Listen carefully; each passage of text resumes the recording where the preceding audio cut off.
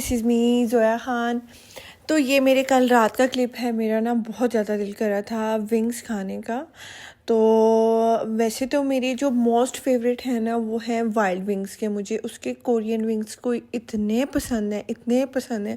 लेकिन हमारे पास ना पहले उनका रेस्टोरेंट था, मतलब क्लॉक टावर के पास था, लेकिन अभी जो है उन्होंने रेस्टोरेंट वहाँ से ख़त्म कर दिए और हमारे घर पे उसकी डिलीवरी भी नहीं आती। तो फिर मैंने रेंचेस मंगवा लिए थे और साथ जो है ना विंग्स के बाद मैंने सोचा चलो मैं चाय बना लेती हूँ। तो मैंने जल्दी जल्दी चाय बना ली थी। ये रात को ना तरावियों के टाइम ज़रूर मैं बनाती रहती हूँ चाय। थोड़ा सा ये होता है ना, आपका माइंड फ्रेश हो जाता है अफ्तारी के बाद। तो बस फिर ये सहरी का टाइम है, तो यहाँ पे मैं आ गई अपना सहरी करने के लिए।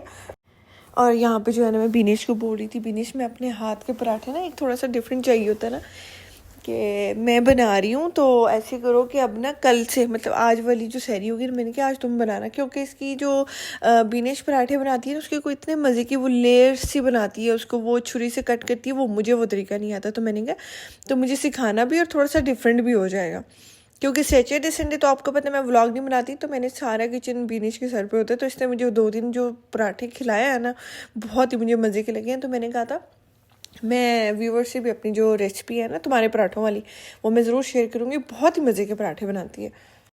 और कुछ कुछ दिन ऐसे होते हैं ना कि जब आपसे कोई भी काम सही से नहीं हो रहा होता। ये सहरी का वो वाला दिन था ना, मुझसे पराठा सही से बन रहा था, मैं चम्मच उठा रही थी चम्मच गिर जाता था, जो करती थी पुठा काम हो रहा था मुझसे। तो ये इस दिन ना मतलब कल के सहरी में इतने अजीब से पराठे बने, वो पूरा ऐसे लग रहा था कोई नक्शे बना रही हूँ मैं।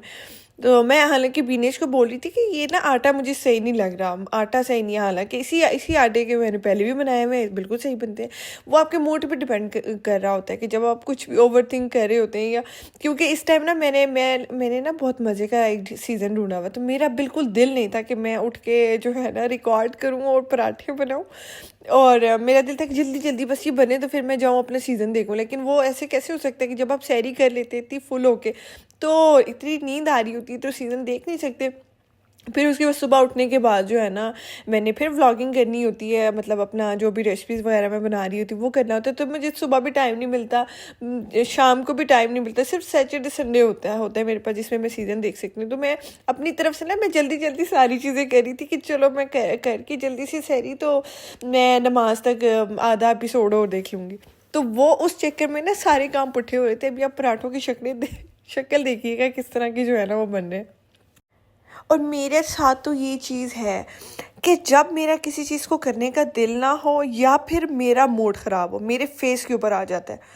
और मैं अगर या मेरा दिल नहीं, ये देखे ना मेरा दिल नहीं था ना तो इस तरह के पराठे बने हैं। या फिर अगर मुझे कोई इस तरह का पर्सन है जो मेरे सामने बैठा और मुझे पता है कि इससे तो मेरे बारे में इतनी बातें की हुई हैं, या फिर वो मुझे पसंद नहीं है, पसंद तो खैर मुझे सब है, ऐसी बात नहीं है, मैं सबसे ही, मुझे किसी से कोई गिला नहीं है।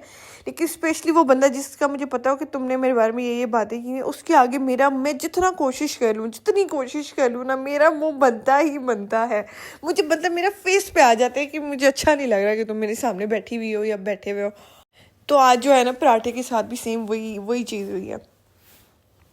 तो बस मैंने जल्दी जल्दी से जो है ना वो सहरी अपनी रेडी कर ली थी।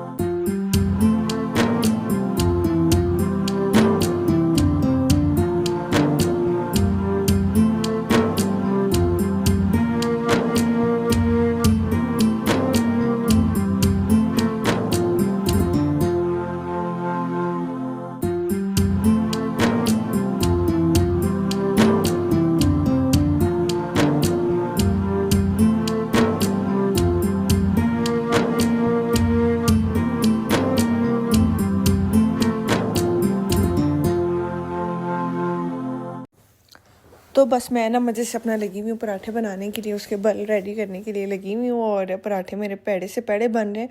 वैसे तो अच्छे बनते हैं, मैंने आपको बताया ना मूड की वजह से। तो बस यही एक वीक है कि मैं सारी जितनी भी रेसिपीज़ दे सकूँगी रमज़ान की मैं आपको दे दूँगी। उसके बाद तो फिर मेरे बाहर के काम इतने ज़्यादा है ना कि आपको फिर मेरे बाहर के व्लॉग्स मिला करेंगे। मैंने बहुत सारी चीज़ें करनी है, डॉलर शॉप जाना है, ईद की वो टेलर के पास जाना है, बहुत सारी चीज़ें हैं बहरहाल। तो यही एक वीक है कि मेरी आप अच्छी अच्छी रेसिपी जो है ना वो इन्जॉय कर लें। अच्छा, मेरी वीडियो पे एक कमेंट आया हुआ था कि मैंने जो बिरयानी बनाई थी तो उसके एंड पे जो मैंने क्यूब्स डाले थे वो क्यूब्स किस चीज़ के थे वो मैंने आपको पहले ही बताया था। मैंने जब रमज़ान प्रेप करी थी ना तो मैंने उसमें लेमन जूस निकाल के तो उनको क्यूब्स में डाल के तो मैंने फ्रीज़ कर लिए, तो वो थे। तो मैंने आपको इस चीज़ का जवाब दे दिया। अच्छा, ये अब आज का दिन है तो मैंने सोचा मैं ऑयलिंग कर लूँ। मेरे बालों का इतना कोई बुरा हशर हो गया ना, हालांकि अब तो मैं कुछ भी इस तरह के केमिकल यूज़ नहीं करती, लेकिन मेरे बहुत बुरे हो गए हैं बाल। तो मैंने कहा चलो मुझे ऑयल लगा दो, ईद तक थोड़ा तो कदरे बेहतर हो जाए ना बाल मेरे। तो बस यहाँ पर मैं ऑयल लगवाई थी, उसके बाद फिर मैंने कहा जल्दी जल्दी नहा लूँ। तो फिर मैंने आज बहुत सारी रेसिपीज़ बनानी है। ओके, सो ये बीनिश की रेसिपी है। हम यहाँ पे बना रहे हैं क्रोसांट्स। उसके लिए हमें चाहिए 1 कप मैदा, 1 टेबलस्पून ईस्ट, और हमें चाहिए पाउडर शुगर 2 टेबलस्पून या 3 डाल दें, और बाकी हमें चाहिए सॉल्ट, बिल्कुल चुटकी भर आपने डालना है। बस उसको आपने गूंद लेना है जैसे आप आटा गूंदते हैं, ठीक है। और साथ आपने डाल देना है बटर आपने डालना है तकरीबन 2 टेबलस्पून डाल दें, ठीक है। उसके बाद उसको आपने रख देना है आधे घंटे के लिए सेट होने के लिए। मीनवाइल मैं यहाँ पे आलू ले लिए मैंने, उसमें मैंने डाल दिए चिकन श्रेडेड, और आलू और चिकन दोनों को मैंने इकट्ठा बॉईल किया था, उसमें बड़े मज़े के आलू हो जाते हैं। और फिर मैंने ब्लैक पेपर, सॉल्ट, धनिया, पुदीना, सब्ज़ी मिर्चें डाल के तो मैंने इसको मिक्स कर लिया अच्छे से। ये बड़े मज़े की कटलेट्स बनती हैं। बस इसकी एक टिप ये है कि आपने आलूओं को चिकन के साथ ही बॉयल करना है, तो फिर वो चिकन का टेस्ट जो है ना वो भी आलूओं में आ जाता है, तो बड़ा मज़े का लगता है। तो बस मैंने बना के रख दिया था। यहाँ पे मैंने आज बनाना था आलू गोश्त। अच्छा यार, मैंने ये चीज़ सोची है कि हम अफ्तारी में जितने भी ज़्यादा फ्राइड आइटम्स खाते हैं ना, उससे क्या होता है कि एक तो आपका बहुत भारी भारी सा फील होता है, ठीक है, एसिडिटी होती है, और इतने तंग होते हैं ना, मतलब तरावियों तक मैं तो बहुत तंग होती थी। तो मैंने अब ये सोचा मैंने अगर कोई इस तरह की चीज़ बनानी होगी तो मैं एक बनाया करूँगी। मैं बहुत सारी बना लेती हूँ तो फिर खाई भी जाती हैं और फिर बहुत तंग होते हैं। तो बस फिर आज मैंने सिर्फ आलू चिकन कटलेट्स बना ली थी, और साथ मैंने बना लिया था आलू गोश्त। और मैं फ्रूट चाट बना लूँगी। फ्रूट चाट का ये है ना कि आपको फ़ौरन इंस्टेंट आपको फ़ील होता है कि आपके अंदर एनर्जी आ रही है, तो फ्रूट चाट तो ठीक है, उसका कोई नहीं मसला। लेकिन ये फ्राइड आइटम से मैंने जान छुड़वानी है कि इतना हम खा लेते हैं, उसके बाद जो है ना पिंपल्स का इशू भी हो जाता है, और आपकी इतनी हैवी बॉडी हो जाती है, ब्लोटिंग होती है। तो मैंने तो ये सोचा कि बस हम प्रॉपर एक खाना बनाया करेंगे और एक कोई फ्राइड आइटम बना लेंगे। हाँ, फ्रूट चाट तो ज़रूर होती है, वो ज़रूर बनाया करेंगे। लेकिन और जब से मैंने ये चीज़ की है ना, मैं इतनी मतलब लाइट होती हूँ अफ्तारी के बाद। मुझे हाँ ठीक है नींद तो आती है, लेकिन उस तरह हैवी अजीब सा वो मैदा जल रहा होता है, उस तरह का कुछ भी नहीं मुझे हुआ। और ये क्रोसॉन्स तो हम बना रहे हैं लाइक बस वैसे ही चाय के साथ खाने के लिए। बीनेश को इसकी रेसिपी पता थी तो मैंने कहा चलो हम बना लेते हैं। तो ये तो हम बना रहे हैं, अफ्तारी के लिए नहीं बना रहे। तो इसलिए मैं इसको ना जो कर रही हूँ क्रोसॉन की जो भी होगा मैं आपको साथ साथ बताती रहूँगी। इसकी एक प्रॉपर अगर आपको चाहिए होगी तो एक ही मुकम्मल वीडियो में इसकी हम प्रॉपर रेसिपी भी आपको दे देंगे। लेकिन अभी क्योंकि इसके ईस्ट इसमें ऐड करने के बाद इसको रखना होता है, फिर इसको हमने पेड़े बना के रखना होता है, फिर गूंद के रखना होता है, फिर फ्रिज में रखना होता है थोड़ी देर। तो इसका ना प्रोसीजर बड़ा लंबा है। तो वो एक वीडियो में जहाँ पे मैं और चीज़ें भी कर रही हूँ तो वो प्रॉपर एक रेसिपी देना ज़रा सा मुश्किल है, लेकिन फिर भी साथ साथ जो भी मैं उसका क्रोसॉन्स का स्टेप करती जाऊँगी मैं आपको बताती जाऊँगी। यहाँ पे बस मैंने जो है ना ग्राइंड किए हुए प्याज ले लिए, उसको मैंने ट्रांसलूसेंट करना है, बिल्कुल ब्लैक नहीं करना। ब्लैक प्याज जो होते हैं ना मतलब डार्क ब्राउन से, वो सिर्फ पुलाव में होते हैं। बाकी अगर आपने कोई भी इस तरह का सालन बनाना है उसमें बस ट्रांसलूसेंट कर लिया करें ताकि आपका सालन जो है ना वो काला काला ना हो। और यहाँ पर मैंने कटे हुए डाल दिए आलू और नमक, मिर्च और धनिया पाउडर। यहाँ पर मैं डाल दूँगी टमाटो पेस्ट। और जैसे ही मेरे आलू गल जाएंगे साथ ही मेरी जो बीफ है, हाँ ये मैंने डाल दी कश्मीरी चिली पाउडर डाल दिया। इससे ये होता है कि थोड़ा सा रेड सा हो जाता है। तो बस जब तक मेरे आलू गल रहे हैं तो मैंने मतलब जो प्रेशर पहले ही लगा दिया था बीफ को 30 मिनट्स का। तो बीफ और यखनी मैं एंड पे डालूंगी, मेरी ये रेसिपी है। तो मैं ऐसे नहीं करती होती सारी चीज़ें इकट्ठी डाल दूँ। मैं पहले आलूओं को अच्छी तरह से पका के भून के उसकी बुनाई करके फिर जो बीफ होता है ना, तो फिर मैं उसको डालती होती हूँ यखनी के साथ। जितना भी आपने शोरबा रखना है उस हिसाब से फिर आपने डाल देना बस। तो यहाँ पे बस मैं फ्रूट्स कट कर रही हूँ, और मैं क्रीम फ्रूट सैलेड बेसिकली इसलिए बना रही थी क्योंकि मार्केट में ना मुझे वो नहीं मिल रहे थे, अमरूद नहीं मिल रहे थे। तो एटलीस्ट 3 फ्रूट्स तो होने चाहिए ना। एप्पल डाला, बनाना और अमरूद डाल दिए मैंने। वैसे तो जितने ज़्यादा अंगूर, अनार, कीवी जितने ज़्यादा उतने मज़े के लगते हैं, लेकिन अभी जितने अवेलेबल थे हमारे साथ वाली शॉप पे, बस मैंने उसी की फ्रूट चाट बना ली। ओके, तो वो मैंने आटा गूंद के रख लिया था। उसके बाद हमने 1 घंटे के लिए उसको सेट होने के लिए रख दिया था। फिर उसको दोबारा आपने गूंद के साइड पे कर देना, फिर 1 घंटे के लिए, ठीक है।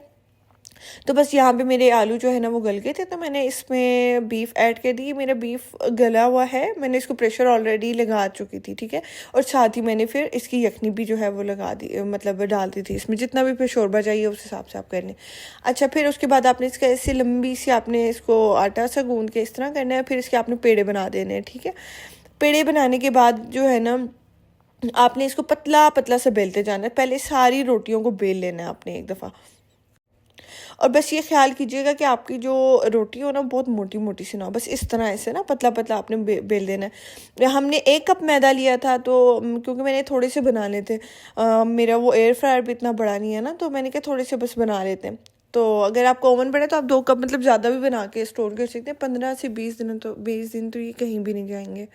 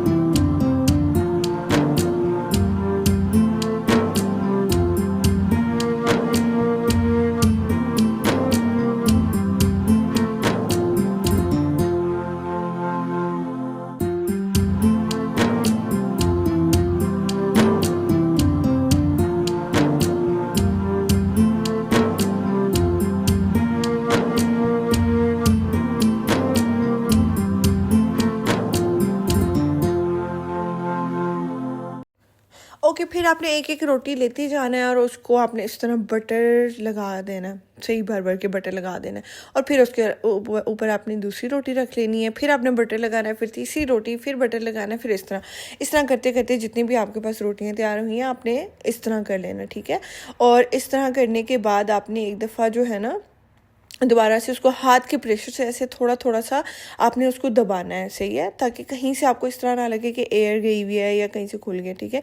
इस तरह आपने अच्छी तरीके से इसको दबा के सेट करके तो आपने इसको प्लेट में रख के तो आपने फ्रिज में रख देना है फॉर ½ एन आवर।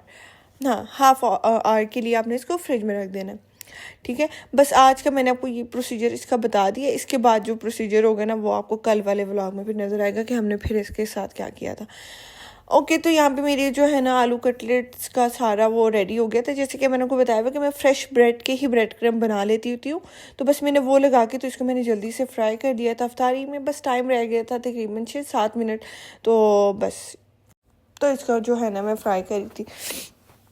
अच्छा, रमज़ान में ना मुझे हमेशा ये होता है, मतलब जब से मेरी चाचू की डेथ हुई है मुझे रमज़ान में ना चाचू की एकदम बड़ी याद आने लग जाती है। उन बेसिकली वो रमज़ान को ना बड़े उससे मनाते होते थे, मतलब वो मस्जिद में बहुत ज़्यादा खाना देते थे और बहुत वो एक्साइटेड होते थे रमज़ान को लेके। और वो पाए की सोबत उनकी पूरे मोहल्ले में मशहूर होती थी कि वो बनाते हैं और वो पूरी रात जाके इबादत करते थे। और मतलब रमज़ान का उनके घर पता चलता था कि वो बहुत ही ना दिल से सारी चीज़ें कर रहे होते हैं। तो मुझे अक्सर रमज़ान में बहुत ज़्यादा चाचू की जो है ना वो याद आती है। और फिर हम ये सोच रहे थे कि यार हर बंदा हम एक मौत के सफ़र की तरफ ही बस जा रहे हैं। मतलब हर बंदा जो है ना बूढ़ा हो रहा है, पीछे नहीं जा रहा, और कब कौन कब चला जाए कोई पता नहीं है आपको ज़िंदगी का। इतनी लाइफ अनप्रिडिक्टेबल है, इतनी अनप्रिडिक्टेबल है। आजकल तो यंग डेथ हो रही है। तो अक्सर रमज़ान में ना मुझे बहुत ज़्यादा जो है ना याद आती है चाचू की, और दादी की भी आती है। लेकिन वो बेसिकली ना बहुत ज़्यादा मतलब धूमधाम से मनाते होती थी, और उनका घर में पता चलता था कि रमज़ान आ गया। तो बस मैंने उन पे फ़ातिहा पढ़ के भेजी, फूकी। और बस यहाँ पे मैं अपना बना रही हूँ नींबू पानी। मैं रूह अफ़ज़ा नहीं बनाती यार, उससे ना बहुत ज़्यादा मुझे ब्लॉटिंग और अजीब सी में होने लगी थी। पहले 2 रोज़ों में तो खुशी-खुशी बना ली, अब नहीं बनाई जाती। बना तो लेते हैं, पी भी लेते हैं, फिर उसके बाद भुगता नहीं जाता ना जो होता है। तो ख़ैर यहाँ पे मैंने पाउडर्ड चीनी डाल दी, और यहाँ पे मैंने लेमन क्यूब्स अपने डाल दूँगी, और बस दैट्स इट। उसमें डाल दूँगी काला नमक, ख़त्म बस। और इसमें मैं रूह अफ़ज़ा नहीं डालती, फिर वो बहुत हैवी कर देता है और बहुत मुश्किल होती है। तो बस मैं ये बना लेती हूँ, ये सुकून से पिया भी जाता है और हमारा ख़त्म हो जाता है, वेस्ट नहीं होता। मैं तो आजकल इस मुहिम पे निकली हुई हूँ कि भाई खाना वेस्ट नहीं करना। तो बस इसको जो है ना मैं अच्छी तरीके से वो करके मिक्स करके तो साइड पे रख दूँगी। बस ये हमारा रेडी हो गया, और हम ये ना तरावियों तक हम ये सारा जग ख़त्म कर देते हैं।